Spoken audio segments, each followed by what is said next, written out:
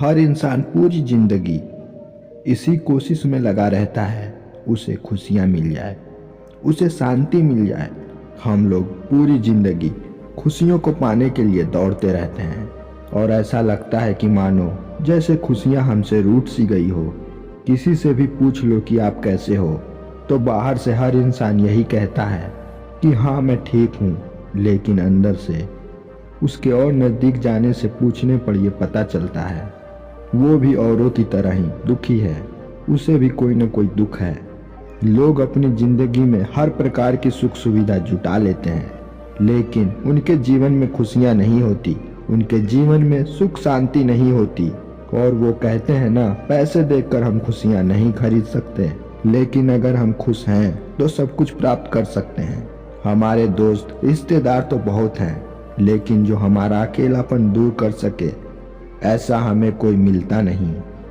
आज मैं आपको ऐसी 3 कहानियां सुनाऊंगा जब आपको लगे आप अपने जीवन में हिम्मत हार रहे हो, आपको लगे कि अब मेरी जिंदगी में कुछ नहीं बचा, कोई खुशी नहीं है।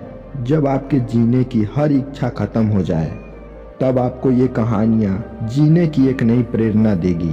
तो चलिए कहानी शुरू करते हैं। इससे पहले आप इस कहानी में खो जाएं, इस चैनल को अभी सब्सक्राइब कर लें। तो चलिए शुरू करते हैं पहली कहानी। एक नगर में एक बहुत ही धनी महिला रहा करती थी। उसके पास हर एक सुख सुविधाएं थी, लेकिन वो अपनी जिंदगी से बहुत परेशान थी। उसका मन किसी भी काम में न लगता, वो हमेशा अशांत और दुखी रहती थी। उसे ये समझ नहीं आ रहा था, उसके पास सब कुछ होते हुए भी उसके जीवन में इतने दुख क्यों बढ़ते जा रहे थे। आखिर उसके जीवन में खुशियाँ क्यों नहीं है, वो शांत क्यों नहीं है। फिर आखिरकार हार कर वो एक पंडित के पास गई। उस महिला ने पंडित से कहा, पंडित जी, मैं बहुत परेशान रहती हूँ, मेरे पास सब कुछ है, लेकिन फिर भी मैं दिन रात परेशान रहती हूँ। मेरे जीवन में कोई सी भी खुशियाँ महसूस नहीं होती। पंडित ने उस महिला से कहा, तुम अपने घर में एक शांति हवन करवाओ, जिससे तुम्हारे घर में शांति उत्पन्न होगी, तुम शांत रहोगी। फिर उस महिला ने शांति पाने के चक्कर में अपने घर में शांति हवन करवाया, जिससे उसका मन शांत हो सके। लेकिन हवन करवाने से ऐसा कुछ न हुआ, उसे न तो कोई खुशी और ना ही कोई शांति का अनुभव हुआ। फिर गांव के किसी व्यक्ति ने उस महिला से कहा, तुम्हारे ऊपर किसी धूर्त व्यक्ति ने जादू टोना किया है, इसी कारण से तुम्हारा मन हमेशा अशांत रहता है, तुम्हारे घर में कलेश बनी रहती है। तुम्हें एक तांत्रिक को बुलाना चाहिए, वही तंत्र विद्या से तुम्हारे घर में शांति स्थापित कर सकता है। फिर वो महिला कोई तांत्रिक के पास गई। वह तांत्रिक उसके घर आकर तंत्र मंत्रों का उच्चारण किया और उस महिला को एक तावीज दिया और उससे कहा, इसे अपने गले में पहन लेना, सब कुछ ठीक हो जाएगा, तुम्हारा जीवन पहले की तरह खुशियों से भर जाएगी। फिर वो तांत्रिक वहां से चला गया, लेकिन ये सब करने के बावजूद उस महिला के घर में शांति नहीं आई। उसका जीवन पहले से भी बदतर हो गया, वो और भी अशांत रहने लगी। अब बेचारी उस महिला को ये समझ नहीं आ रहा था वो क्या करे। तभी गांव के किसी व्यक्ति ने बताया, पास के गांव में ही एक बौद्ध भिक्षु आए हुए हैं, तुम्हें अपनी समस्या को उनसे बतानी चाहिए, तुम्हें अपनी परेशानी का हल उनसे जरूर मिल जाएगा, तुम जल्द ही उनके पास जाओ। वह महिला दूसरे दिन ही उस बौद्ध भिक्षु के पास पहुंच गई। उस महिला ने बौद्ध भिक्षु को प्रणाम किया और उनसे कहा, मेरा पूरा जीवन बर्बाद हो गया, मैं पूरे जीवन शांति की खोज में लगी रही, लेकिन मेरे जीवन में शांति कभी नहीं आई। मैं पूरा जीवन दुख से बेचैन रही हूँ। मेरे पास धन की कोई कमी नहीं है, लेकिन उसके बावजूद भी मुझे सुख का दर्शन नहीं हुआ। मैं हमेशा बेचैन ही रहती हूँ। अब तो मेरा मन जीने का भी नहीं करता, ऐसा लगता है मैं मर जाऊं, ऐसा लगता है मैं अपने इस जीवन को खत्म कर दूं। मुझे ये समझ ही नहीं आता मैं क्या करूं जिससे मुझे खुशी मिल पाए, जिससे मुझे शांति का अनुभव हो पाए। साधु उस महिला से कहते हैं, मैं तुम्हें एक बात बताता हूँ, तुम उस बात को ध्यान से सुनना। तुम्हारे सारे प्रश्नों के उत्तर उसी में मिल जाएंगे। तुम्हारी तरह ही एक महिला थी, उसका जीवन भी खुशी खुशी चल रहा था।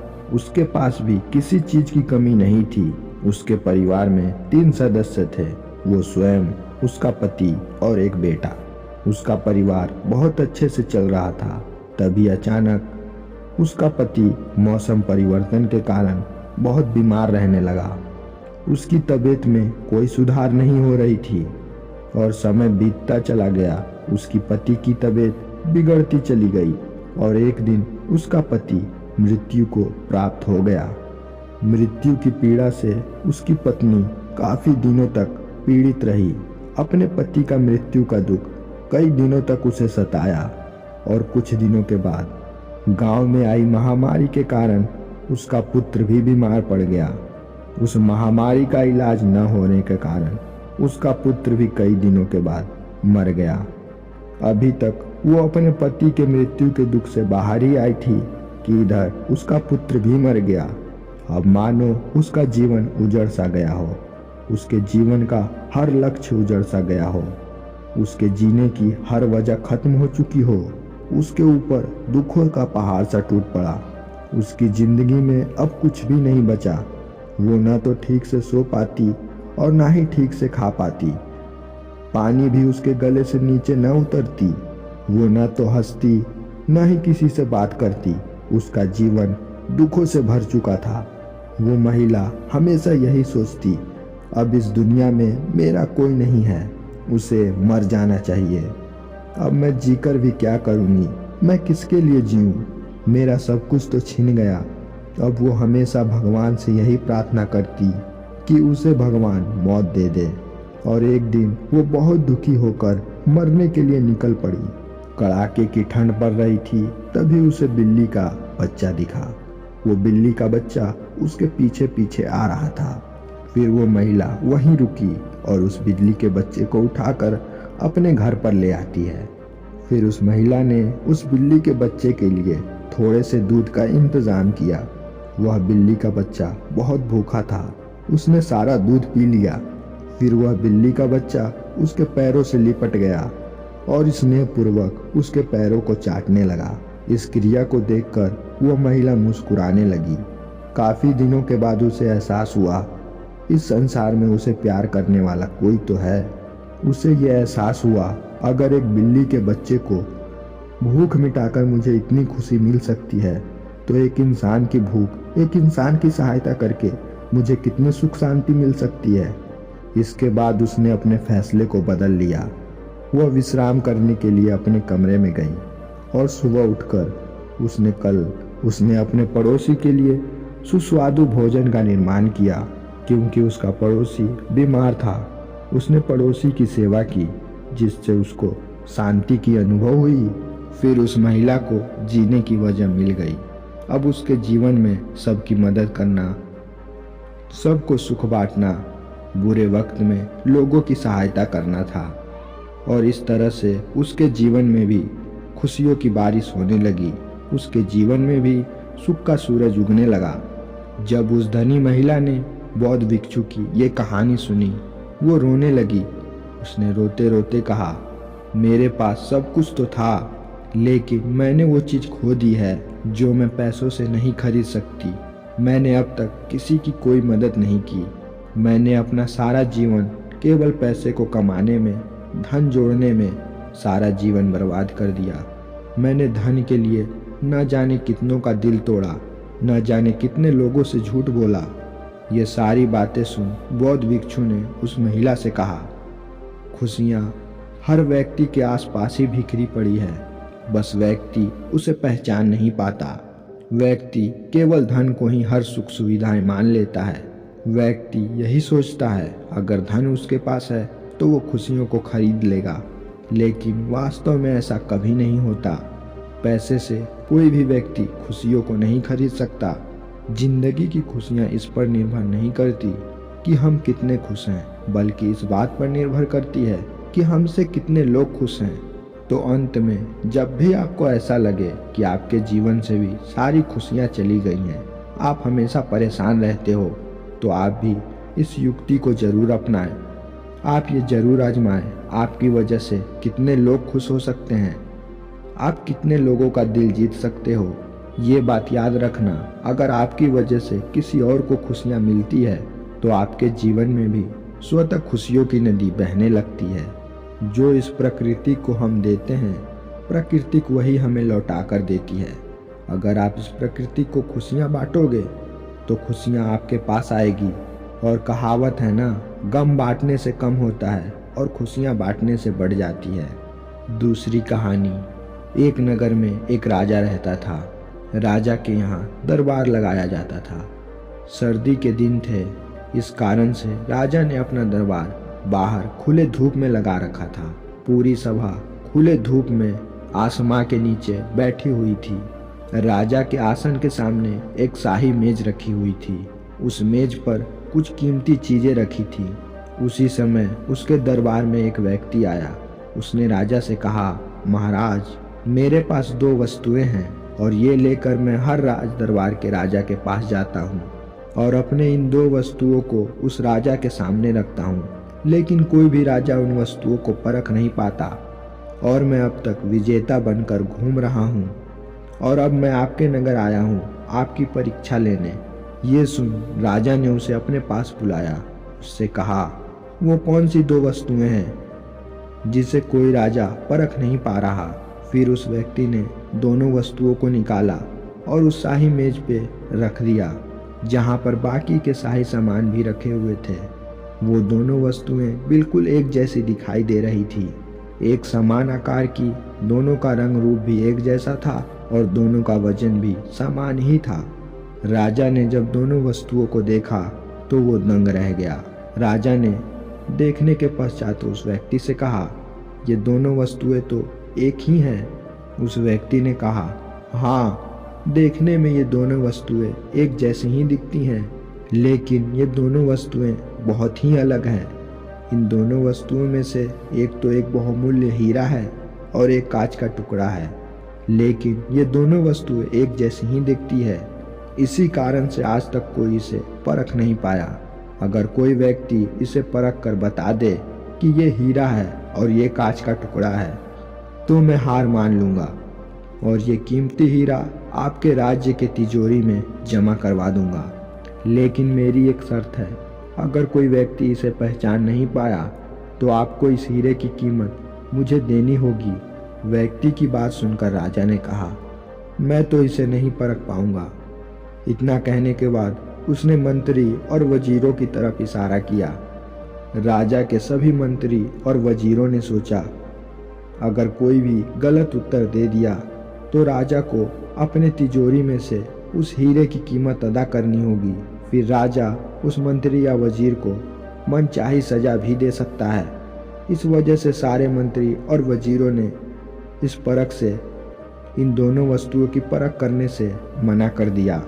थोड़ी देर बाद उसी राज दरबार में एक अंधा व्यक्ति जो लाठी के सहारे चल रहा था उस राज दरबार में पहुंचा। उसने एक व्यक्ति से कहा, मुझे महाराज तक ले चलो। मैंने सारी बातें सुनी है। मैंने सुना है कोई भी उन दोनों वस्तुओं को परख नहीं पा रहा है।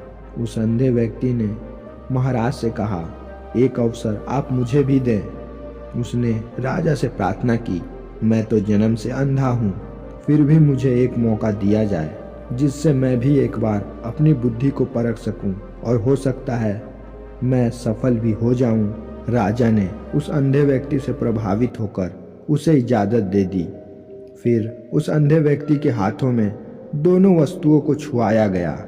वस्तुएं छुआने के पश्चात व्यक्ति ने उस अंधे व्यक्ति से पूछा, बताओ इसमें से कांच का टुकड़ा कौन सा था और हीरे का टुकड़ा कौन सा था। इतना पूछना था, उस अंधे व्यक्ति ने एक ही क्षण में बता दिया, ये हीरा है और ये कांच का टुकड़ा है। फिर जो व्यक्ति इतने सारे राज दरबारों में विजेता बनकर आया था वो उस अंधे आदमी के सामने नतमस्तक हो गया। उसने अंधे व्यक्ति से कहा, आपने बिल्कुल सही पहचाना है। आप विद्वान से भी बढ़कर हो, आप ज्ञानी हो। आज तक इसकी परख कोई न कर पाया। मैं ये हीरा अपने वचन के अनुसार आपके राज दरबार की तिजोरी में दे रहा हूँ। फिर उस व्यक्ति ने और राजा ने और सारे मंत्रियों ने उस अंधे व्यक्ति से ये पूछा, आखिर तुमने इसकी परख कैसे की?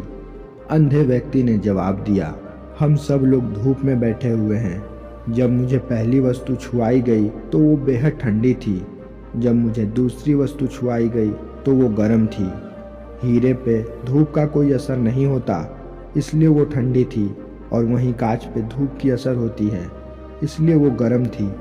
ये जवाब सुन राज दरबार में उपस्थित सारे लोगों ने, राजा ने भी उसकी बहुत तारीफ की। तो देखा दोस्तों आपने, जो काम आंखों वाले लोगों ने न कर पाया वो एक अंधे ने कर दिखाया। हमारी जिंदगी में भी ऐसे ही दुख की, समस्याओं की धूप पड़ती रहती है, लेकिन उन सारी दुख तकलीफ़ों में, समस्याओं में डूब कर भी हमेशा खुद को ठंडा रखता है, वही हीरा है। और जो उन दुखों, समस्याओं में घिरकर खुद को गर्म कर लेता है, वो कांच का टुकड़ा है। इसलिए हर व्यक्ति को, चाहे सामने कितनी भी बड़ी दुख क्यों ना हो, उसे अपना दिमाग हमेशा ठंडा रखना चाहिए।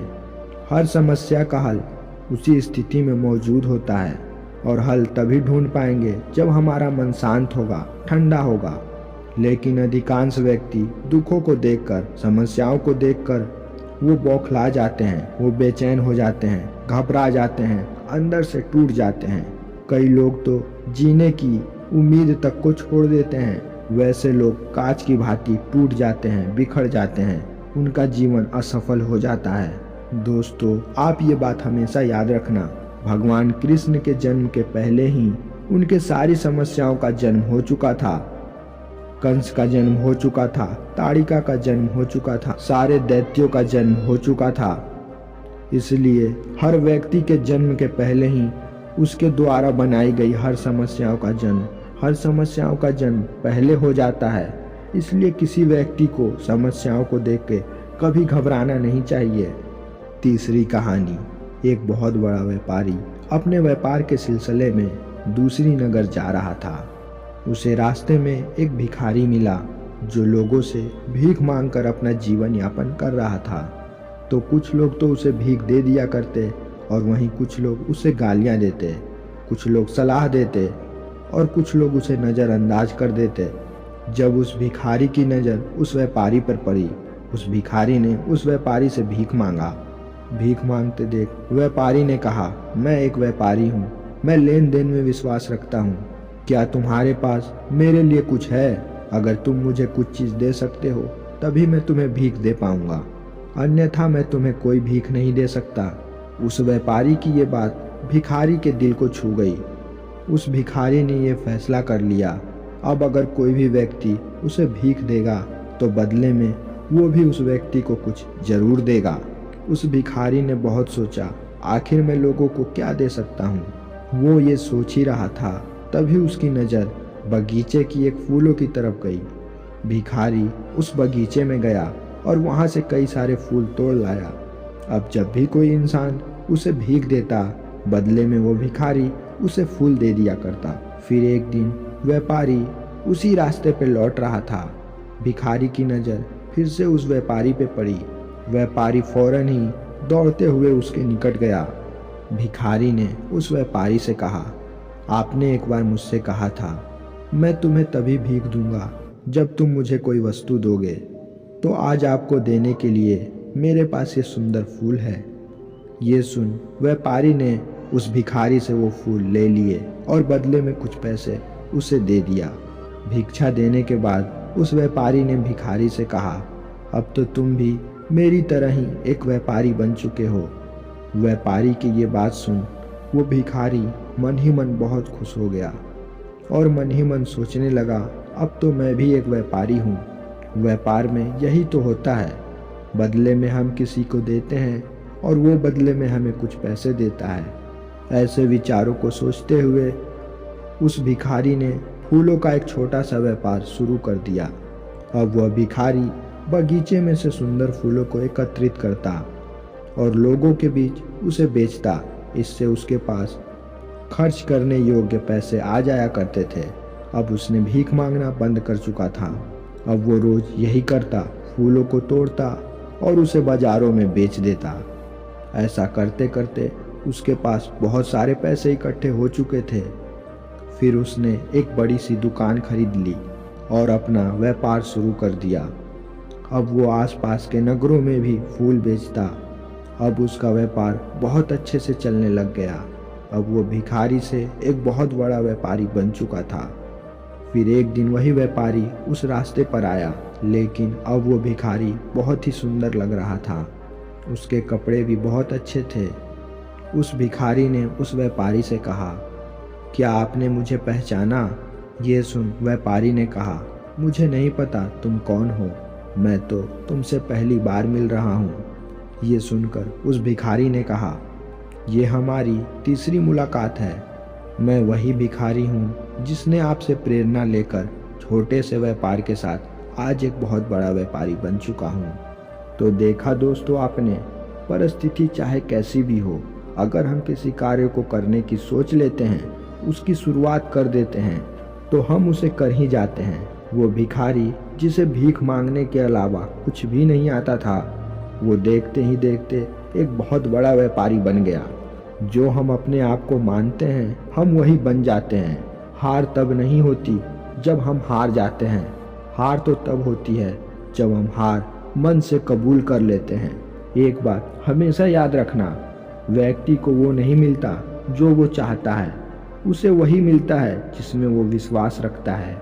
अगर आप हमेशा अपने आप को दुखी मानते रहोगे तो आपका पीछा दुख से कभी नहीं छूटेगा। और अगर आप अपने मन में ये बैठा लो कि आप खुश हो, आप सफल हो, तो आप एक न एक दिन सफल जरूर हो जाओगे। अब आलस को छोड़कर, भविष्य की चिंतन को छोड़ के जो आप करना चाहते हो उसकी शुरुआत